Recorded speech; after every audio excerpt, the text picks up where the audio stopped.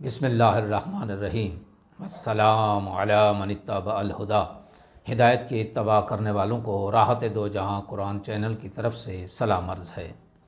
تمام تعریفیں اس پروردگار کے لیے ہیں جو دائمی اور ابدی بادشاہی والا ہے اور لشکر و آوان کے بغیر مضبوط فرما روائی والا ہے۔ لاکھوں درود و سلام ہوں محمد و آل محمد پر۔ صاحبان ایمان، سامعین کرام، ہمارے آج کے سبق کا موضوع ہے سورہ بقرہ کی آیت نمبر 126۔ تو آئیے پروردگار عالم کے پاک نام سے اپنے سبق کی ابتدا کرتے ہیں۔ بسم اللہ الرحمن الرحیم۔ وَإِذْ قَالَ إِبْرَاهِيمُ رَبِّ اجْعَلْ هَٰذَا بَلَدًا آمِنًا وَارْزُقْ أَهْلَهُ مِنَ الثَّمَرَاتِ مَنْ آمَنَ مِنْهُمْ بِاللَّهِ وَالْيَوْمِ الْآخِرِ قَالَ وَمَنْ كَفَرَ فَأُمَتِّعُهُ قَلِيلًا ثُمَّ أَضْطَرُّهُ إِلَىٰ عَذَابِ النَّارِ وَبِئْسَ الْمَصِيرُ۔ اس کا ترجمہ یہ ہے کہ اور وہ وقت یاد رکھو جب حضرت ابراہیم علیہ السلام نے دعا کی، اے رب اسے امن کا شہر بنا دے اور اس کے باشندوں میں سے جو اللہ اور روز قیامت پر ایمان لائیں انہیں ثمرات میں سے رزق عنایت فرما۔ ارشاد ہوا جو کفر اختیار کریں گے انہیں بھی کچھ دن دنیا کی زندگی میں دنیا کی لذتوں سے بہرہ مند ہونے کی مہلت دوں گا، پھر انہیں عذاب جہنم کی طرف دھکیل دوں گا اور وہ بدترین ٹھکانہ ہے۔ اس آیت کی تفسیر یہ ہے کہ شہر مکہ اور مومنین مکہ کے لیے دعائے خلیل کے دو حصے ہیں۔ پہلا حصہ ہے امن اور دوسرا حصہ ہے پھلوں کی فراوانی۔ مکہ میں امن نہیں تھا۔ مکہ اب جس علاقے میں واقع ہے وہاں امن تو تھا ہی نہیں اور نہ ہی کوئی ذریعہ معاش تھا۔ اس کی دلیل یہ ہے کہ علاقے میں امن اور آشتی کے فقدان کے بارے میں اللہ تبارک و تعالیٰ نے خود ارشاد فرمایا۔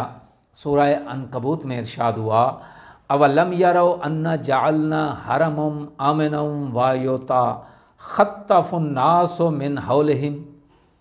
ترجمہ یہ ہے کیا انہوں نے نہیں دیکھا کہ ہم نے ایک پرامن حرم بنا دیا ہے جبکہ لوگ ان کے گرد و نواح سے اچک لیے جاتے تھے۔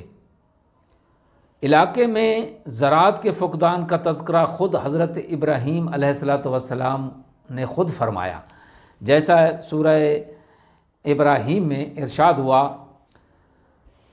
ربنا انی اسکنتو من ذریتی بواد غیر ذی زرع عند بیتک المحرم۔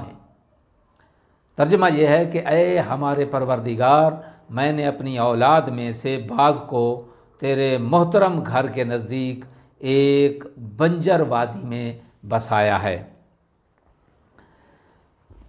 یہ علاقے آج بھی زرخیزی اور زراعت سے محروم ہیں۔ حضرت ابراہیم علیہ السلام کی دعا بارگاہ الہی میں قبول ہوئی۔ اللہ نے حضرت ابراہیم علیہ السلام کی اولاد کو اس پرخطر علاقے میں امن فراہم کیا جہاں لوٹ مار اور قتل و غارت ایک رسم بن چکی تھی۔ اللہ تبارک و تعالیٰ نے یہاں پر ہر قسم کے فساد اور انتشار اور بد امنی کو ممنوع قرار دیا اور داخلی اور بیرونی خطرات سے امن و امان کی ضمانت فراہم کی۔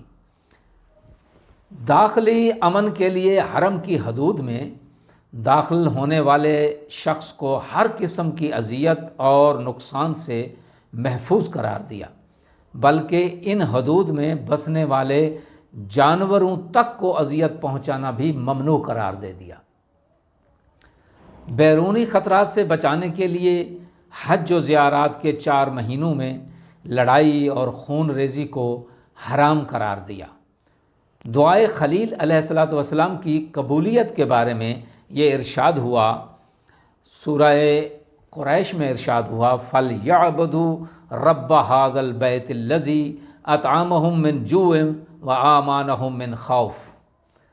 انہیں چاہیے کہ وہ اس گھر کے رب کی عبادت کریں جس نے انہیں بھوک میں کھانا کھلایا اور خوف سے امن عطا فرمایا۔ پھر ارشاد ہوا سورہ قصص میں، اولم نمکن لہم حرما آمنا یجبی الیہ ثمرات کل شیء، کیا ہم نے ایک پرامن حرم ان کے اختیار میں نہیں رکھا جس کی طرف ہر چیز کے ثمرات کھنچے چلے آتے ہیں۔ من آمن منہم باللہ والیوم الآخر، حضرت ابراہیم خلیل اللہ کی دعا اللہ اور آخرت پر ایمان رکھنے والوں کے لیے مخصوص تھی، تاہم اللہ تبارک و تعالیٰ اپنی رحیمانہ روش کے تحت سب کو روزی دیتا ہے۔ اللہ تبارک و تعالیٰ کفار کو دنیا کی چند روزہ زندگی میں ڈھیل دیتا ہے، جبکہ کفر اور ایمان کا حقیقی امتیاز بروز آخرت بروز قیامت ہی معلوم ہوگا۔ اس لیے ارشاد ہوا ومن کفر فامتعوا قلیلا، جو لوگ کفر اختیار کریں گے انہیں بھی کچھ دن دنیا کی لذتوں سے بہرہ مند ہونے کی مہلت دوں گا۔ امن سے لفظ مومن ہے، یعنی مومن اور کافر کے لیے رزق کی زیادتی، رزق کی اتنی فراوانی، یہ حضرت ابراہیم علیہ السلام کی دعا کی برکات میں سے ایک برکت ہے، اور اس میں اہل مکہ کو کوئی خاص فضیلت حاصل نہیں ہے۔ چنانچہ اگر وہ عہد خلیل پر قائم نہ رہیں اور نمرود کے دامن میں پناہ لے لیں اور مغرب و مشرق کے استعماری بتوں کی پرستش کریں تو طاغوت شکن ابراہیم کی دعا آخرت میں انہیں کوئی فائدہ نہیں دے سکے گی، ہر چند کہ وہ دنیا کے ثمرات سے بہرہ مند ہوتے رہیں گے۔ اس آیت میں بیان ہونے والے اہم نکات 3 ہیں۔ پہلا نقطہ یہ ہے کہ مومنین کے لیے امن اور امان اور معاشی خوشحالی انبیاء کی ترجیحات میں شامل رہی ہے۔ دوسرا نقطہ یہ ہے کہ کفار اگرچہ دنیا کی عارضی خوشحالی سے بہرہ مند ہوں گے لیکن آخرت کے حقیقی اور دائمی امن اور آسائش سے محروم رہیں گے۔ تیسرا اور آخری نقطہ یہ ہے کہ مکہ کو خدا نے جائے امن بنایا ہے۔ دعا ہے کہ خداوند عالم ہمیں اس اپنی جائے امن کی ہر سال زیارت نصیب فرمائے۔ وآخر الدعوانا ان الحمد للہ رب العالمین۔